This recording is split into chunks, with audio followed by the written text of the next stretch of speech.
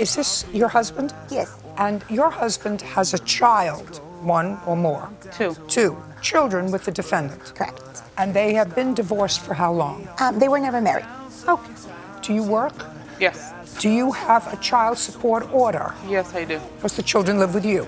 Yes. And what is your last name? Chagoya? Mr. Shagoya is supposed to pay how much in child support? $316 a month. Do you get that money? No, I don't. Who gets that money? He doesn't make consistent payments. When he makes payments, who gets the money? I get the money and it's for my children. Okay, somehow, can't figure out how, she's going to tell me, Mrs. Shagoya's paycheck got garnished to pay his child support order. Is that what happened? Correct. And she wants her money back. She's entitled to her money back. She's not responsible to pay his child support. I feel like I don't owe her any money. He owes me. I don't care what you feel. I'm telling you what the law is. You have two children with him. He has a child support obligation. He has to pay that obligation. If he doesn't pay that obligation, you can't say, well, let your wife pay it, or let your brother pay it, or we'll take it out of Bird's salary.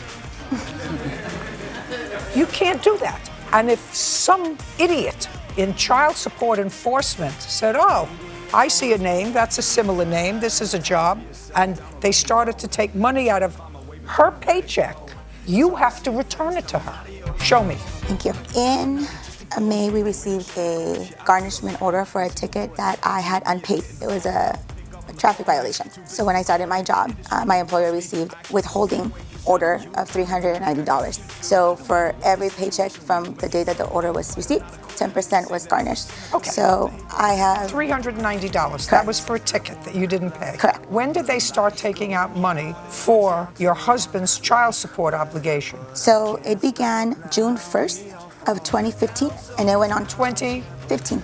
15. Correct. And it continued until when? Until I did a demand order last June. June of 2017. Correct. So is what you're telling me that you paid his child support order for 3 years? I thought it was done and over with $390. It was paid. 2 months later, my employer received a second garnishment order saying, hey, what happened? Was that June 1st? That was August 19th. So first garnishment order. I don't care about the ticket. Right. Let's put the ticket aside. That's Okay. your responsibility. Right. I don't care about it. You paid the $390. Correct. That was satisfied. That's in that pile. Right, but that's where the problem is. The $390 never made it to pay for my ticket. What happened was the federal tax board received the garnishment and applied it to this child support order because our social security numbers are linked since we filed joint taxes. So they saw that there was a balance due, so that my ticket was never paid. I received yet a second garnishment order from my employer, and they said, we need to take it again because they haven't received your payment. So I got garnished a second time beginning August through November. I got it. So now, having November, they sent, okay, now release the levy, now we have our money. So you actually paid for the ticket twice. Twice. This is an audit from their child support case that lists two payments that total my $390 that was first applied.